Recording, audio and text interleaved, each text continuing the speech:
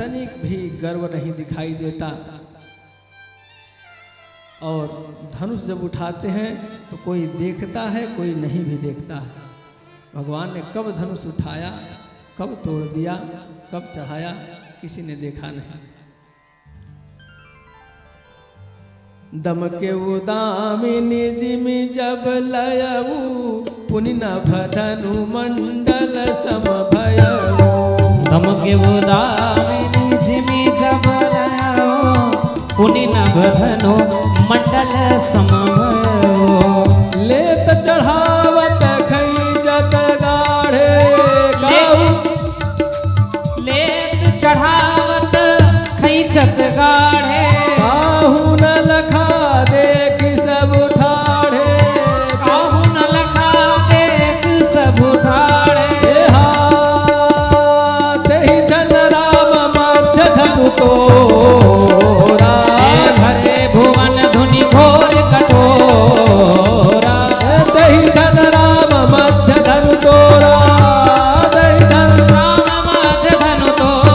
भरे भुवन धुनि घोर कठोरा, भरे भुवन धुनि घोर कठोरा। भरे भुवन घोर कठोर। रव रवि बाज तज मारगु चले, कराहिदी गज डोल मही अहि कोल कूर्म कल मले। असुर मुनि कर कान कीधे, सकल विकल विचारहि। खंड खंड राम तुलसी जयति वचन उचारहि। दंड खंड राम तुलसी जयति वचन उचारहि। दंड खंड राम तुलसी जयति वचन उचारहि। जय जयति वचन उचारहि, जय जयति वचन उचारहि। जय जयति वचन उचारहि, जय जयति वचन उचारहि। जय श्री राम। भरे भुवन घोर कठोर, रव रवि बाज तज मार्ग चले। इस दृश्य को थोड़ा सा ध्यान देकर साक्षात्कार करिए। जैसे धनुष टूटता है, उसका टंकार इतना विकराल होता है कि भगवान सूर्य का रथ समान गति से चल रहा है, घोड़े समान गति से चल रहे हैं, लेकिन जैसे ही घोर ध्वनि होती है धनुष टूटने की, घोड़े बिदक करके दूसरी दिशा पकड़ लेते हैं। सामान्य भाषा में, लोक भाषा में घोड़े भड़क गए। जब कोई घनघोर आवाज होती है तो पशु पक्षी भी भड़क जाते हैं। तो सातों घोड़े जो है भड़क करके और दूसरी दिशा पकड़ लेते हैं। यही बात इस पंक्ति में कहा गया है।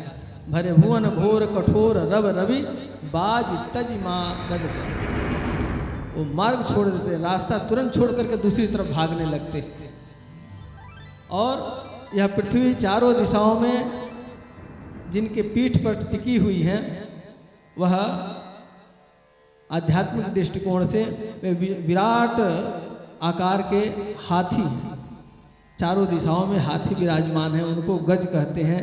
और दिग्गज मने दिशाओं के गज, दिग्गज, दिग मने दिशा, चारों दिशाओं में विराट गज विराजमान है, उन्हें दिग्गज कहते हैं। वे भी सूंड उठा करके चिंघाड़ पड़े, चिक कर ही दिग्गज। और जब उनमें हलचल हुई तो उनके पीठ पर जहाँ जहाँ पृथ्वी का आधार है वहाँ हलचल हुई। चिक्कर ही दिग्गज तो डोल मही, धरती डोल गई उतनी देर के लिए। सुर असुर दीन है कान, सारे देव असुर गंधर्व किन्नर सबने तुरंत अपने अपने कानों पर हाथ रख लिया और एक दूसरे की तरफ प्रश्नवाचक चिन्ह लगा करके पूछने लगे। सबके चेहरे पर प्रश्नवाचक चिन्ह, क्या हुआ क्या हुआ। इतने में आकाशवाणी हुई कि कोदंड खंडेव राम, अरे जो शिव का धनुष था, जो अजेय था, असंभव था, जिसे कोई हिला नहीं पाता था, उस कोदंड को, उस शिव धनुष को राम ने तोड़ डाला। ऐसा सुनते ही पूरे ब्रह्मांड में मंगल का वातावरण छा गया और गुरु का आदेश हुआ कि जानकी को लाया जाए। तो सखीना मध्य संग सखी सुंदर चतुर, गावहि मंगल चार, गवनी बाल मराल गति, सुषमायंग अपार।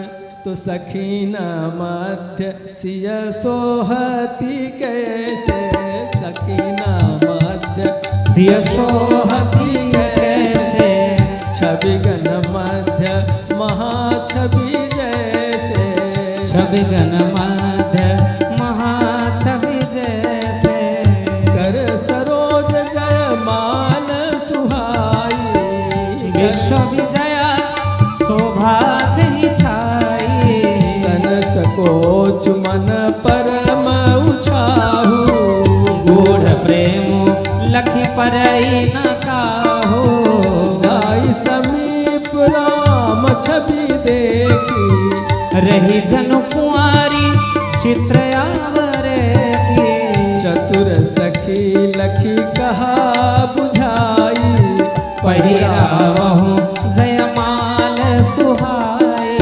पहिरावहु जयमाल सुहाई, पहिरावहु जयमाल सुहाई। सखिन मध्य सिय सोहत कैसे। सखियां जब जानकी जी को उनके हाथ में जयमाल पकड़ा करके आगे ले चलती हैं, तो कहते हैं गोस्वामी जी कि सखियों के बीच में सीता कैसे सुशोभित हो रही हैं, जैसे ताराओं के बीच में एक महातारा। उस प्रकार से जानकी सुशोभित हो रही हैं। सभी तारे हैं, लेकिन उन तारों में भी एक विशेष तेजोमयी तारा जैसी सीता जी लग रही हैं। राम के सामने जब आती हैं तो उनका मुखमंडल देख करके स्तंभित हो जाती हैं, चित्रवत हो जाती हैं और भूल जाती हैं कि मुझे जयमाल भी पहराना है। तभी एक सखी धीरे से पीछे से इशारा करती है कि चतुर सखी लखी कहा बुझाए, पहिरावहु जयमाल सुहाए। तो सुनत जुगल कर माल उठाई, किंतु प्रेम विवश पहिराई न जाई। इतना मुग्ध हो जाती हैं कि उनका मुखमंडल देखती हैं तो देखती ही रह जाती हैं और माला पहनाना भूल जाती हैं। तो गावहीं छवि अवलोकी सहेली, सिय जयमाल राम उर में